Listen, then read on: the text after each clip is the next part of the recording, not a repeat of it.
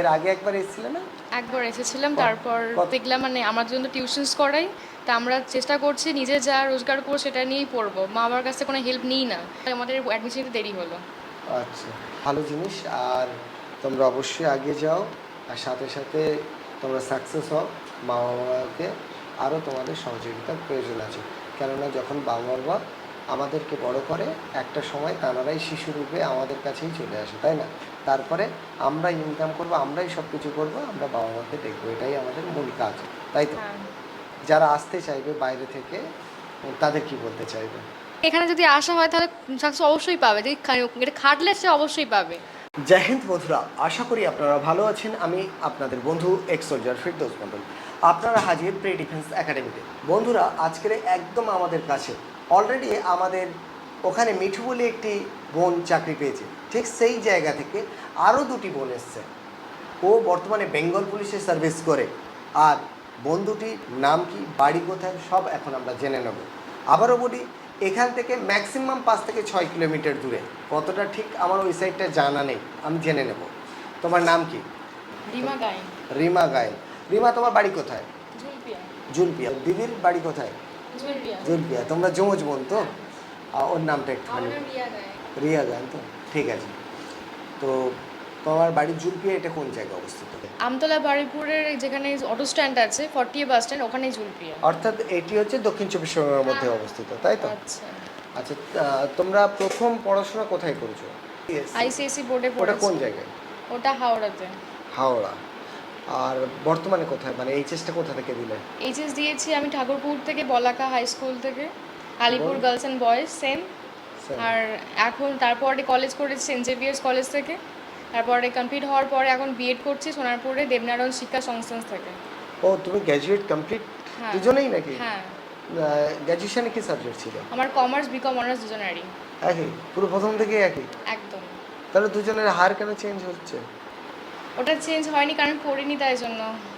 আচ্ছা, চলো, বাবা মা তো ভীষণ সৌভাগ্যবান, বিশেষ করে বাবার বেশি আনন্দ। বাড়িতে কে কে আছে? বাড়িতে সবাই বলতে ঠাম্মা আছে, ভাই আছে, আমার দুজন বোন, আর বাবা আর মা। আচ্ছা, বাবা কি করেন?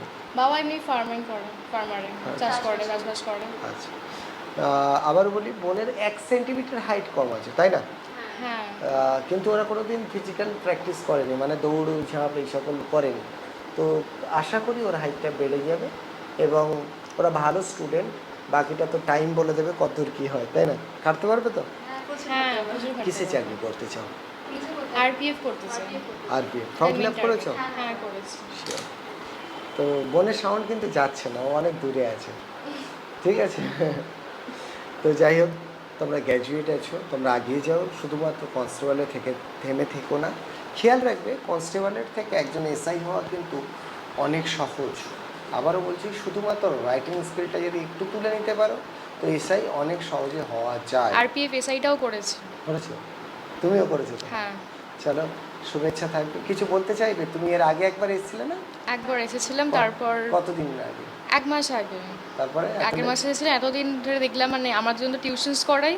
তা আমরা চেষ্টা করছি নিজে যা রোজগার করবো সেটা নিয়েই পড়বো, মা বাবার কাছে কোনো হেল্প নিই না। তা সেটার জন্যই যা মানে আমাদের অ্যাডমিশনে দেরি হলো। আচ্ছা, চলো, ভালো জিনিস। আর তোমরা অবশ্যই এগিয়ে যাও, আর সাথে সাথে তোমরা সাকসেস হও। মা বাবাকে আরও তোমাদের সহযোগিতার প্রয়োজন আছে, কেননা যখন বাবা মা আমাদেরকে বড় করে একটা সময় তারাই শিশুরূপে আমাদের কাছেই চলে আসে, তাই না? তারপরে আমরা ইনকাম করবো, আমরাই সব কিছু করবো, আমরা বাবা মাকে দেখবো, এটাই আমাদের মূল কাজ, তাই তো? হ্যাঁ, তো যাই হোক, যারা আসতে চাইবে বাইরে থেকে তাদের কি বলতে চাইবে? এখানে আসো, দেখো, পড়াশোনা করো, এবার নিজের উপরে Okay. কেউ সাকসেসফুল হতে গেলে এখানে যদি আসা হয় তাহলে সাকসেস অবশ্যই পাবে, যদি এটা খাটলে সে অবশ্যই পাবে। আমার মনে হয় যে খাটবে, যে পড়বে, সে অবশ্যই পাবে। আসুক, সঠিক ওয়েতে যদি খাটে, হ্যাঁ। সে বাড়িতে খাটলেও সঠিক ওয়েতে হ্যাঁ। চাকরি পাবে।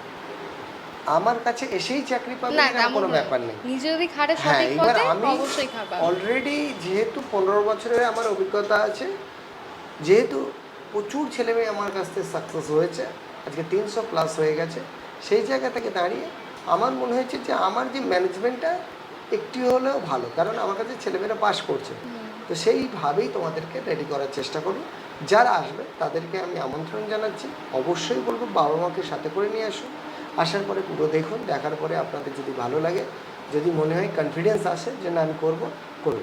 আর গভর্নমেন্ট সার্ভিস করবেন না তো করবেনটা কি? আর পুলিশের সার্ভিস বা ডিফেন্সের সার্ভিসই একমাত্র সার্ভিস যেটি মাধ্যমিক পাশের ছেলেমেয়েদের দ্বারাই হয়। মানে অন্য কোনো চাকরিতে এতটাই কম্পিটিশান আছে, সেখানে কিন্তু সমস্যা হয়। এখানে কম বয়সী বাচ্চাদের কিন্তু অনেক সুযোগ থাকে। ধন্যবাদ সকলকে, এবং তোমাদের দুজনকে ওয়েলকাম আমাদের একাডেমিতে, স্বাগত। আবারও বলছি, এইটা আমাদের একাডেমি, এই একাডেমি আমার, তোমার, তোমার পরিবারের সকলের। ভালো থেকো। জয় হিন্দ, জয় ভারত।